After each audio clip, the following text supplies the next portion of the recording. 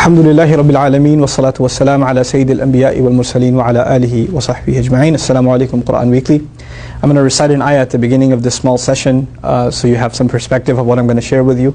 A'udhu billahi minash shaitanir rajeem.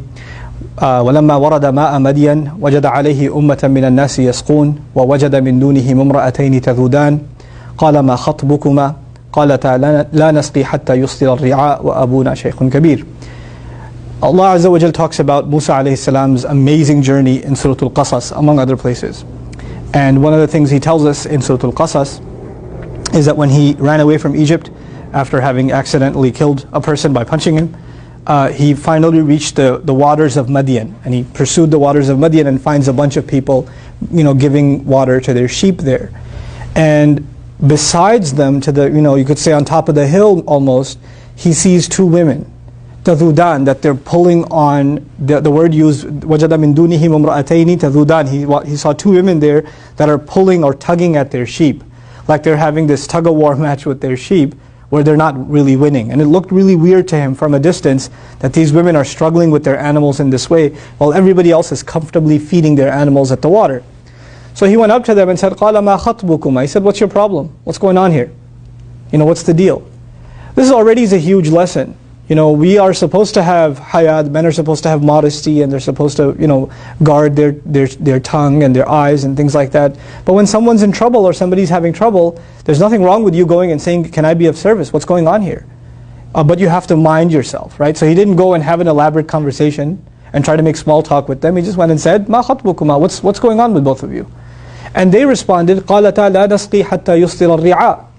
They said, we can't feed our animals until the entire flock of everybody else is done. There's men down there, apparently they don't have a lot of courtesy, so they're feeding their animals and they won't give us room. We don't want to rub elbows with them and go and feed our animals, so we're going to wait until they're all done and all gone, even if it takes us all afternoon, and eventually we'll give our sheep and our goats, etc., some water. Of course, the goats and sheep are not that understanding, and they don't understand these laws, so the animal sees the water and it wants to rush towards it, and they have to constantly pull back on them.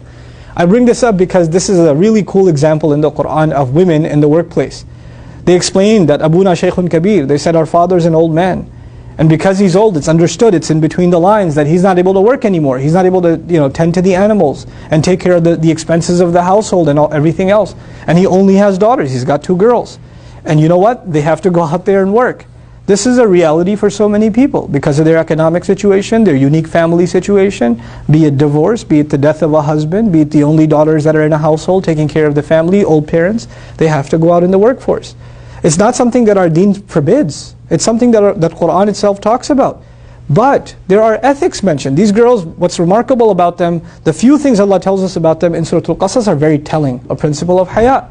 Because you're going to be at the workforce, necessarily situations will come that it might be convenient to compromise your standards. Standards of hayat, standards of shame, standards of modesty. But so long as you stick to your principles, you can still get work done. It might be inconvenient, just like they were inconvenienced, but you have to, at the end of the day, your principles cannot move. They cannot budge. So they did that. And actually Musa alayhi salam didn't even ask them, so may I take your animals and help you out?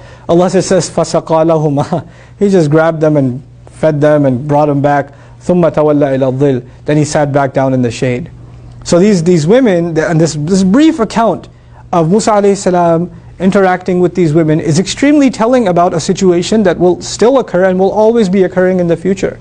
And that is of our sisters, our daughters, our mothers that might have to be in the workforce, and when they do, how are they to carry themselves? Understand that when they were talking to Musa, they didn't know he's a prophet. So they dealt with him like they would deal with any other man. They were really straight up and abrupt with him, and they told him, we're not going down there until these men are done. حَتَّى يُصْدِرَ الرِّعَاء. And don't get any ideas. وَأَبُونَا شَيْخٌ كَبِيرٌ. Our dad is a big shaykh. So smart. Because the word shaykh in Arabic means old man. So one way they're saying our father is a very old man, but the word shaykh in Arabic also means someone who enjoys a lot of heavy social status. So on the other hand, they're saying, hey, you seem like a big guy, but wait, hold on a second. Before you get any ideas, our dad, he's a really big shaykh, okay?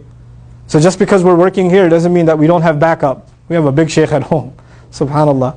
So they were able to carry themselves in this confident, wonderful way. I pray to Allah Azza wa Jalla that I'm able to raise daughters that are confident like that have their hayat, on the one hand, and on the other hand, they're able to engage with the outside world in a healthy, meaningful way, where and that me as a father do a good enough job, like that man did, where he can send his daughters out, knowing that these guys are not very courteous to women. He can send them out and know they can handle themselves. This is very powerful, right? That he had enough confidence in them that they can handle themselves. And if somebody listens to just this and says, well, these girls must have been tomboys, they must have been really outgoing, like boyish personalities, where they're not very shy. I mean, the next ayah tells us, وَجَاءَتْ إِحْدَاهُمَا تَمْشِي عَلَى اسْتِحْيَاءٍ. One of them came back walking shyly. Allah mentions her shyness when she's walking towards Musa alayhi salam. Inna abi yad'uka. No doubt my dad's the one calling you. She tells him, my dad's calling you. He wants to pay you for what, the help you did for us. But she came and she had modesty, she had shyness. So Allah acknowledges on the one hand their confidence, the fact that they're outgoing, the fact that they're being trusted by their dad to deal with the outside world. On the other hand, the quality of shyness is highlighted when they're dealing with a non-mahram man. So it's a very beautiful story that in such small words highlights some of the very powerful ethics and moral principles that guide our interactions in the workforce. May Allah Azza wa Jal guide the men and women that are in the workforce and help them never compromise their principles when they are there. Barakallahu li wa lakum. Wassalamu alaikum. Quran Weekly. تعال تعال يا رجل. واحد. Be happy. Oh, be happy. 2-0. 3-0. We're recording this? Stop recording. 3-1. Ah. 4-1. 4-2. 4-3. It's called comeback. It's called, my weak points. 5-3. It's called not paying attention. 5-0. Let's go all or nothing now. Yes, 6-5. There's pressure. Can't handle it. 6-5. That's okay. That's what happened to the all or nothing? That's it. That's what it is. 6-6. What am I doing? 8-7. My serve. You might have the lead.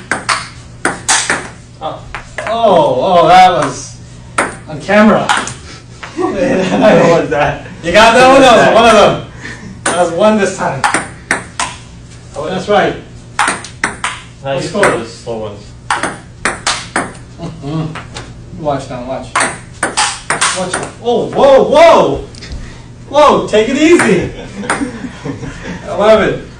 17-12. Okay, I had it with you. Oh! 17-13. Are you recording them playing? I don't know what he's recording doing. and he's winning.